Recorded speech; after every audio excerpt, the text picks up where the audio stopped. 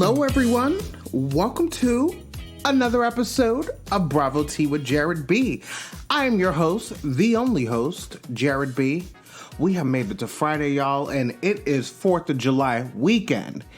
If you live in America, I do have listeners around the world. Yes, Bravo Tea with Jared B is worldwide. Let me remind you again, we are listened to in, I believe, over 12 different countries. So in America, this weekend is 4th of July weekend, celebrating our country's independence, but it's really about food and booze and having fun, if you know what I mean, and I think you do. I'm looking forward to this weekend. One of my very, very good friends of like 14, 15 years since high school, Rico, has invited me to his cabin in North Carolina, Cashiers, North Carolina. I have been there before. It's a beautiful area. It's picturesque. It's peaceful. It's quiet. It is in the wilderness, which, I'm always hesitant about because, I am a man of size. And so if I were to encounter a bear, not only would I not be able to run fast enough from the bear, I would be a whole meal for the rest of the summer for mother bear, father bear, and baby bear. And I'm not trying to be a whole meal because this dark meat is delicious. And I want to preserve it for someone deserving of it. I can't believe I just said that. Forgive me. I'm delirious. It's a holiday weekend, and I'm excited. I'm really excited. My last holiday weekend did not go so well. It started off well, didn't end well. So, I know for a fact that this holiday weekend is going to go well. There's going to be no drama. It's going to be nothing but fun and catching up with friends. I have no Bravo news for you. I could talk about Kim and Kroy and their mess. I think Page 6 released a 911 call because Kroy was accusing, I guess, Kim of kidnapping or Kim's friend of kidnapping. And then we also found out Kroy owes like $52,000 to a casino. It's just a mess. And every week, I don't want to have to talk about Kim and Kroy. So I'm not going to, jump into all the details of that. I was going to play you the clip of the 911 call, but I'm like, listen, I just want to get through this episode, watch Project Runway. I really need to pack for this trip. I also need to do laundry for this trip. So, I'm going to get through this episode and I'm going to get my life together after I get through this. So we have the Real Housewives of Orange County.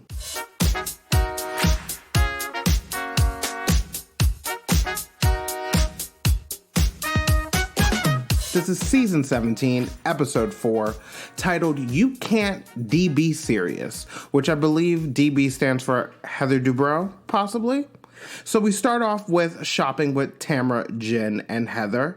Of course, we can't have a scene with Jen without mentioning this affair, which I'm personally sick of hearing. I don't want to hear about this affair with Jen and her boyfriend Ryan for the rest of the season. Let's find something else to talk about, because I don't care. But Jen admits that she already had one foot out the door with her ex-husband or soon-to-be ex-husband, whatever the status of the relationship is. Jen admits that her boyfriend Ryan has never been faithful to anyone. And then Heather's like, Jen, has he been faithful to you? And Jen had to pause to think about it. And apparently Ryan has quite the reputation in Orange County for the cheatation. And I'm like, Lord have mercy. Jen, Ryan has shown you who he is. He even told you that he is a serial cheater. And you choose to believe him. And that's good on you. That's good on you. I love that you believe in Ryan. I'm now looking at him with a side eye. Because if we find out that Ryan has been dipping his dipstick in all the little pretty cookies around Orange County and, the state of California, maybe Nevada, Arizona, New Mexico, wherever, then we shouldn't be surprised. And neither should Jen. And these scenes are like kind of jumping back and forth because Gina, Emily, and Shannon are also shopping for this trip to Montana. And Shannon says that she appreciates Tamra's apology, but Shannon is like, I'm not over it yet. But Gina says that she finds it hard to be around Jen because she participated in an affair. And, obviously Gina's triggered. She says she's triggered by Jen, but I need Gina to get over it. Jen did not sleep with your ex-husband, Gina. Jen's questionable decisions have no actual impact on your life. So I don't know why you're making Jen being involved in an affair. Like, I don't know why you're making this part of your storyline. Because honestly, where is your storyline thus far? Like, Jen has talked about her relationship, her ex-husband, her relationship with the man that she was having an affair with on her ex-husband. What is anyone's storyline so far? I guess Jen is the only one that actually has one. Now that I'm thinking about it, I never really thought about that. Wow. See, that's one thing about watching these shows and recapping it, especially going through your notes, is that, you read through your notes and you realize things like, oh, wait, I didn't realize this. So, like, I just had a moment of self-realization, and I would like to thank Baby Jesus for that. Holla to Baby Jesus. Shout out to Baby Jesus, not holla to Baby Jesus. Continue, Jared, continue. So we move on to Heather Dubrow packing for Montana in their mansion. And Heather asks her team if she should pack her Chanel rain boots. Now, I had to Google the price of Chanel rain boots, and I see anywhere between $1,000 to $2,000. So I'm going to round up to $2,000. Now, if I had $2,000 Chanel rain boots, I sure as hell would not be wearing them to the dirt in Montana. I would be wearing them in Paris, ordering, a baguette with some butter, Irish butter, even though I know it's France. I would order, a crepe with some fruit, maybe a Nutella crepe, Don't wear $2,000 rain boots to Montana. Honestly, I'm not someone that, can just spend $2,000 on rain boots. But if I had $2,000 rain boots, I would honestly just keep them on a shelf in my closet with beautiful lighting. And I would just admire them and just touch them every day when I go to get dressed. But, the Dubrows are rich. Very rich. So $2,000 to me is $5 to the Dubrows. These are strictly rich people's problems, and I'm only concerned about my middle class problems, like why on earth eggs are $8 or $9 per carton. That's my middle class problems. But when I go to DeKalb Farmers Market, a carton of eggs is, $4.99, $5.99, depending on, if you get like free range, organic, there's so many different categories of eggs that I've had to Google, like which one's the best category of eggs to purchase. It's a whole pyramid scheme, in my opinion, to make money. I really hope the egg industry does not try to cancel me after saying that. I love eggs. I purchase eggs. Don't throw eggs at me, please. But the Dubrows go into their son's room because their son and their daughter, the twins, have left for college. And it hits them that they're a couple of years away from being empty nesters. Heather gets emotional because she felt like she put her life on pause, even though she says she doesn't mean to say that as a bad thing, because she loves her family and she loved raising her kids, but now she wants to reclaim her life and move back to Los Angeles. And I'm not a parent. I don't have any kids. I'm not in a relationship. I'm not married. I'm not booed up. I'm not cuffed up. I am single, happy, content that when I come home from work, it is silence. No one is asking me a question. No one's asking me to do anything. No one's asking me how my day was because honestly, I have no interest in telling you how it was. So that's where I am right now. But I'm sure it's a major adjustment to spend 18 years tending to your kids, tending to your family, and then they leave for college and you're kind of like, what do I do now? What do I do with my life? Even though they still have 2 kids left in the home, but, they're teenagers. So they're going to be gone in the next, 4 years? Probably less. So then we jump to this lunch scene with Tamra and Taylor. Tamra admits that she and her husband, the husband that Taylor admitted like an episode or 2 ago that, he's sexy, and that they only have sex once a month. And if that's okay with them, then I love that for them. But Taylor brings up, shady, Heather Dubrow's IMDB page. Listen, Heather's not some major actress. Like Gina said, she's not Judi Dench. She's not Angela Bassett. She's not Viola Davis. She's not Jane Fonda. But, Heather Dubrow does have a resume. Heather Dubrow does have a lengthy IMDb page, even though she has not been like on a long-running series. She has been in things. She has been casted in things as a main character, supporting character, a guest character. But Heather has been in more things than Taylor. So I find it a little shady that Taylor is coming for Heather's IMDb page when I'm sure the only thing you can find on Taylor's IMDb page is The Real Housewives of Beverly Hills, The Real Housewives Ultimate Girls Trip, and now The Real Housewives of Orange County. I mean, even though I've never seen Heather in anything but The Real Housewives of Orange County, Heather has had more acting roles than Taylor. I know that much. And little did Taylor know that Tamra would take the information, all the things that Taylor said at this lunch, and use it against her on this girls' trip in Montana. But we'll get to that in a moment. So the ladies arrive in Montana. Montana is so beautiful. I've never had any interest in going to Montana until I watched the show Yellowstone.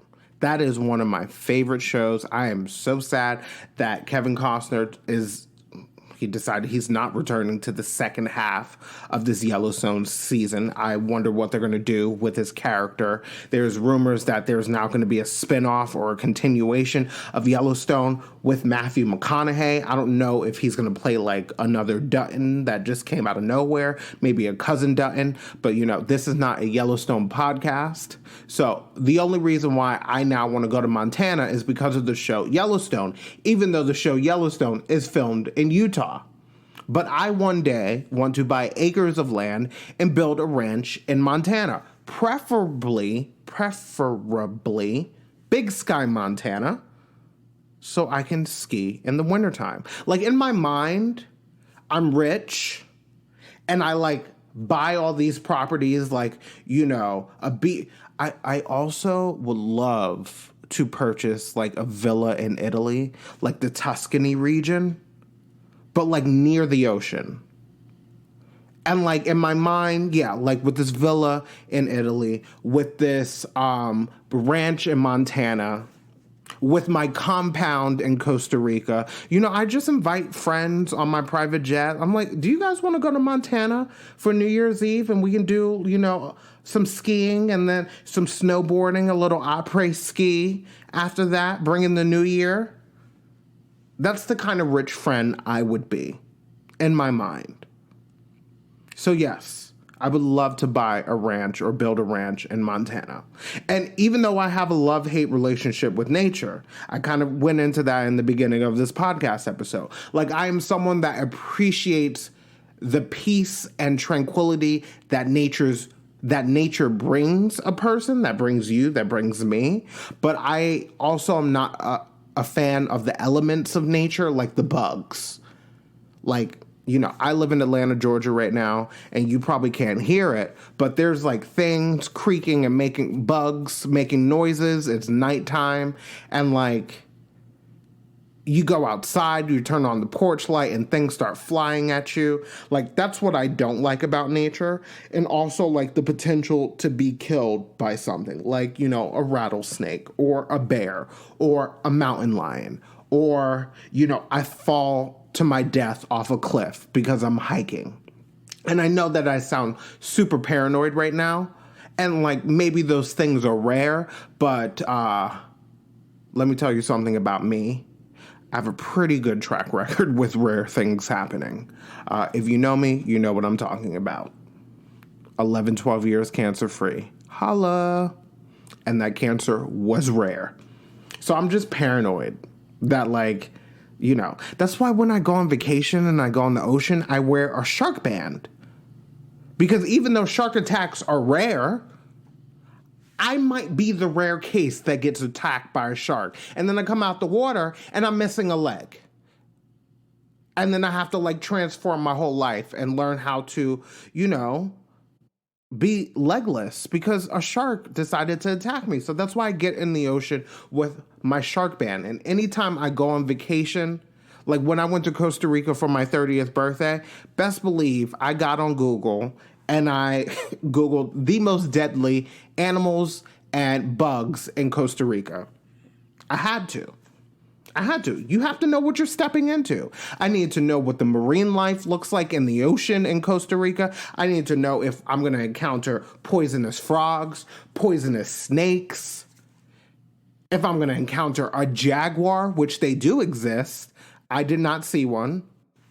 They got alligators or crocodiles. I really don't know the difference, but they have those in rivers in Costa Rica. So like I like to do heavy research whenever I go to a place where the nature is abundant.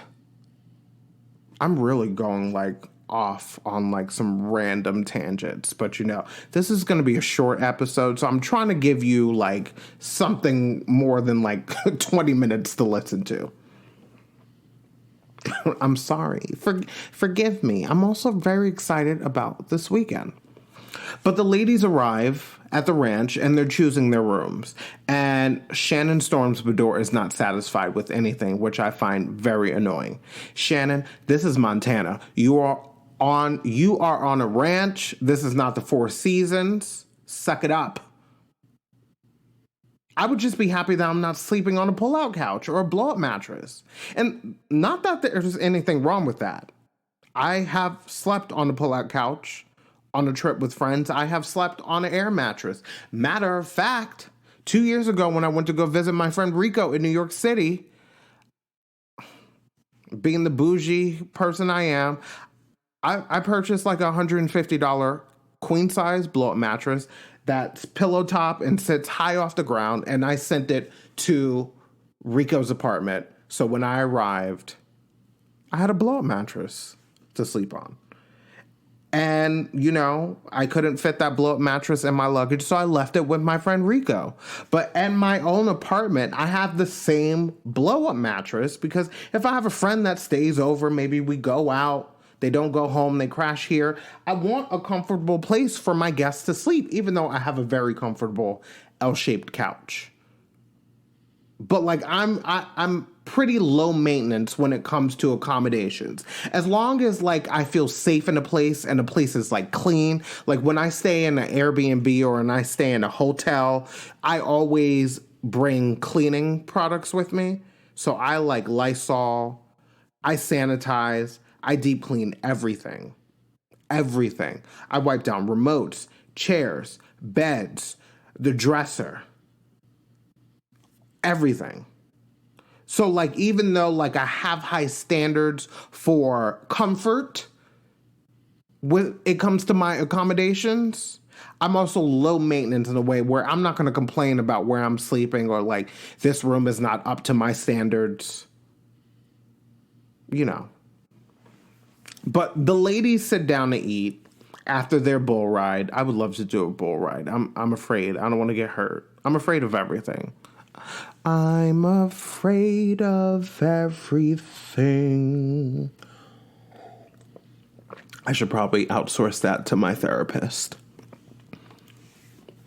But the ladies sit down to eat after the bull ride, and Tamra starts up the conversation, and she asks Taylor to tell us something that we don't know about her. And Taylor says that she's bisexual. And I'm like, Taylor said that very quickly. Like, I feel like Taylor's just been dying to share that tidbit of knowledge about herself for a long time. But we find out that Taylor was in a 5-year relationship with a woman before marrying her ex-husband, Russell. So, how you doing, Taylor?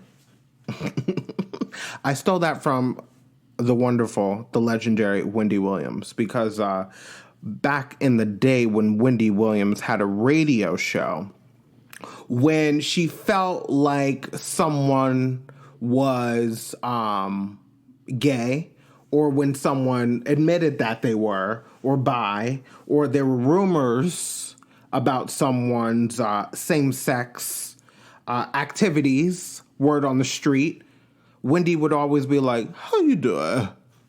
I miss Wendy Williams so much. I miss her so much. I hope she's doing well. I don't know why Wendy Williams doesn't have a podcast, but let me move on with the show. So we get to the last scene, and Taylor brings up the movie issue with Heather. This is in the saloon. Taylor feels like Heather thinks that she's too good to be in the movie, which I feel like Heather thinks that she's too good to be in the movie. But Heather explains that there's a protocol for being cast in a movie, and Taylor asking her to be in the movie is not part of that protocol. I see both sides of this. I understand where Taylor's coming from, where she feels like Fancy Pants thinks that she's too fancy to be in this movie. I do also understand that Heather feels like it's not Taylor's position as an actor in this movie to be casting another actor. That production should be involved. Production should be reaching out to her agent, her manager. You know, there should be a deal. Like she said, how many days? What's my availability? How much am I getting paid? Am I being comped for travel? Where am I staying? Like there's a list of things that has to be done before an actor shows up on set to do the job. You know, did I explain that properly? And Heather is like, Taylor, girl, this is all in your head, and this has nothing to do with me, boo. Nothing to do with me. And then here comes Tamra doing what a force multiplier does. She asked Taylor, did you tell Heather that the director wanted her to self-tape to be cast? Which leads, of course, to conflict between Heather and Taylor. Thank you, Tamra. And then Tamra brings up the fact that Taylor pulled up Heather's IMDB at lunch.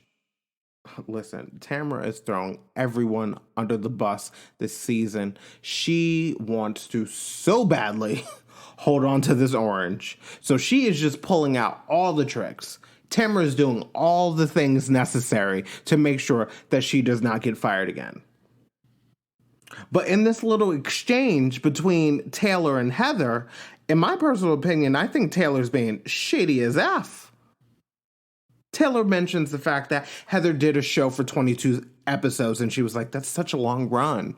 Listen, we all know that 22 episodes of a scripted show is not a long run, because that means that the show got canceled. It did not get renewed for another season. So Taylor knew what she was doing. And then Taylor's like, I'm just confused why they would ask you to do a casting tape with your pedigree of acting. I was like, ooh. Taylor is going in. Taylor is being shady. Shady. And then Heather is catching all the daggers Taylor's throwing her way. And she's throwing them at the wall. Heather's like, I see what you're doing. Heather tells Taylor that she has denigrated her career and is anti-female after putting her life on pause to raise a family. I have to admit that I love an activated Fancy Pants. I love an activated Heather Dubrow. I have not seen her like this many times on the Real Housewives of Orange County. It takes a special housewife to really get Heather like that. I think Kelly Dodd did that. I think, what's her name? Noella definitely brought a little something out of Fancy Pants Heather Dubrow. But Heather Dubrow, and not in a brash way, the way she confronts people, she reads you down like a grocery list in the most classy and pretentious way possible. But like, if I were Heather Dubrow, this is what I would have said to Taylor. End scene. Bitch, why are you coming for me? Because while I was getting cast in several television shows based on the merit of my own talent, the only place people wanted to see you was on a reality show. And even that didn't last long, sweetie. That's what I would have done if I were Heather Dubrow. There you go. I'm not a woman, so I can't be a Real Housewife of anything. But let me tell you something. If I was casted on this show, on any of these housewife shows, I would have a blast. Because I'm the type of person, if you come for me, I'm going to come for you. But the trouble I get myself in is that people come for me and I come for them, and then they feel hurt by me coming for them. And I'm like, well, you took it there. So I was just returning serve with equal force or more force than you. So you can't be mad that I said the things I said, gave you the attitude I gave you the lip I gave you when you came for me first. But I would have loved to see Heather really like go for it, even though Heather's not that girl. Heather's not that girl. I would love to see her be that girl just once. Just once. You know, Heather's very prim, proper. She's nicely tailored as a person. You know, I speak like tailoring, like alterations to, you know, clothes. I feel like Heather is like nicely tailored and altered.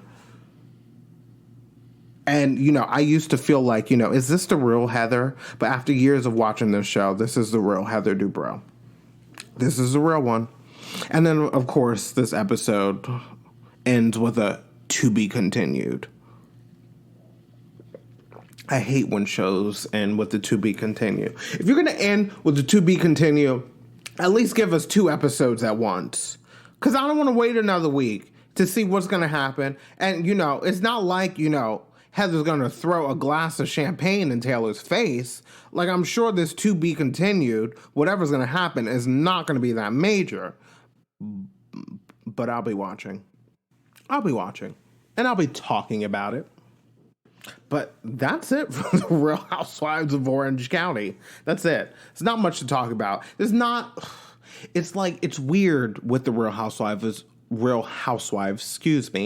of Orange County. Because, like, this isn't the best show, but I'm enjoying it. It's light, it's fun, it's petty, it's easy breezy. And this is kind of what the Real Housewives of Orange County has always been. Orange County is never going to be a Potomac. It's never going to be in New York. It's never going to be in Atlanta. It's never going to be in Miami. OC is always just going to be the OC. And I'm okay with that. I'm really okay with that. But that's the end of oh my gosh. That's the end of the episode, y'all.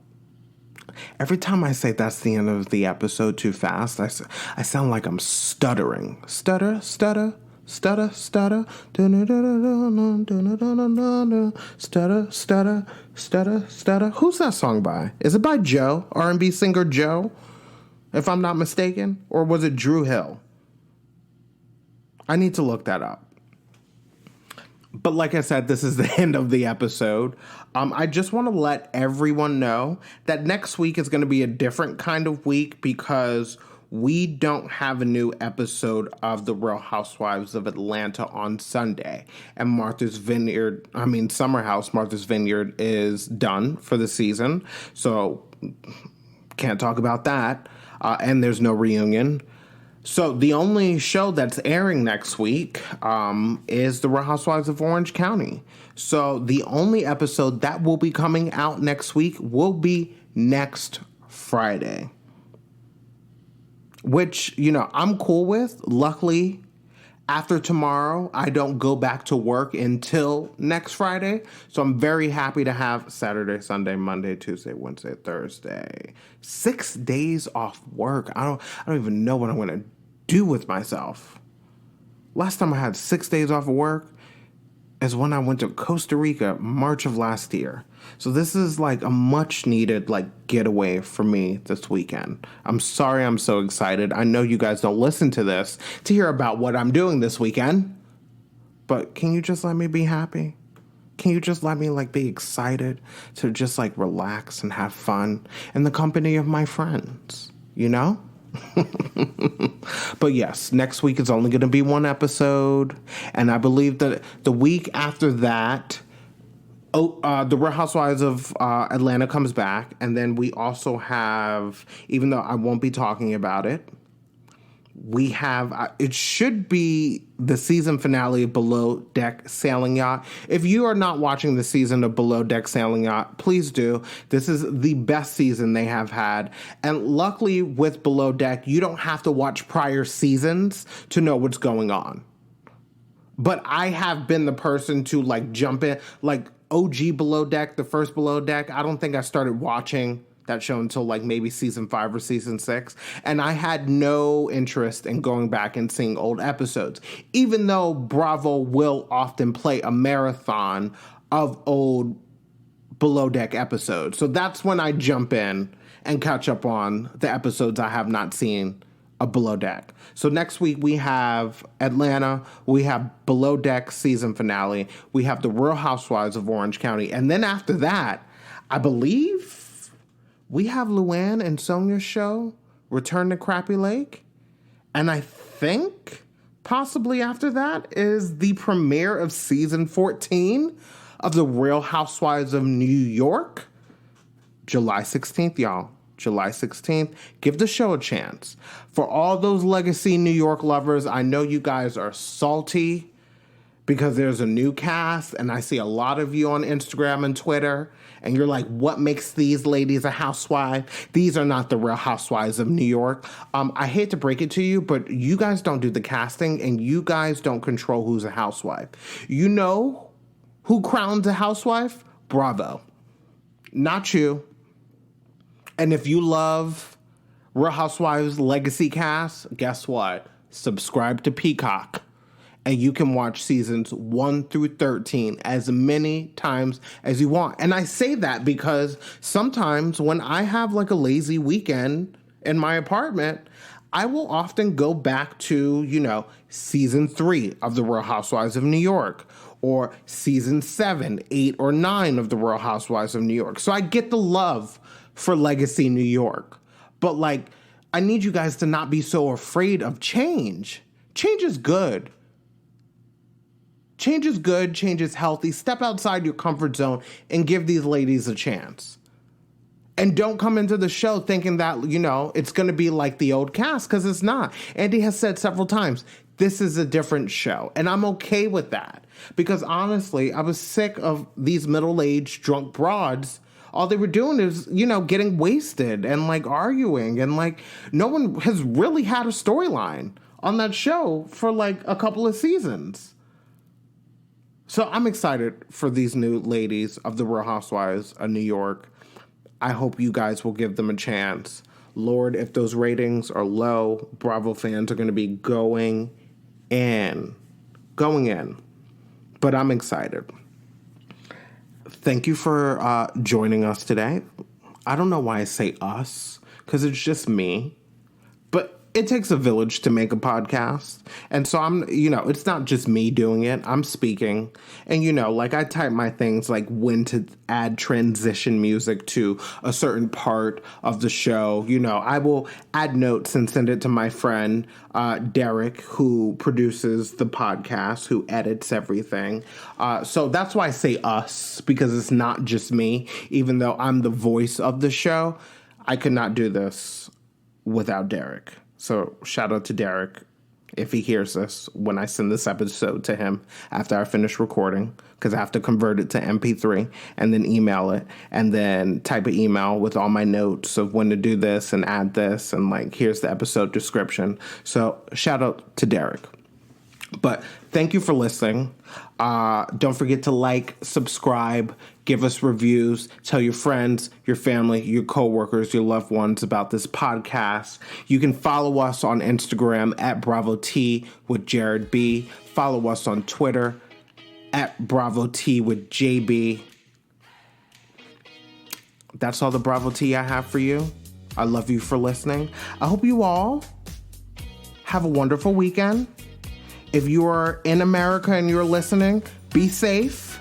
You know the cops are going to be on these streets, on the highway, ready to pull you over. Don't drink and drive. There's a reason why Uber and Lyft exist. Stay out of trouble, y'all. Stay safe. Have a good one. Peace out.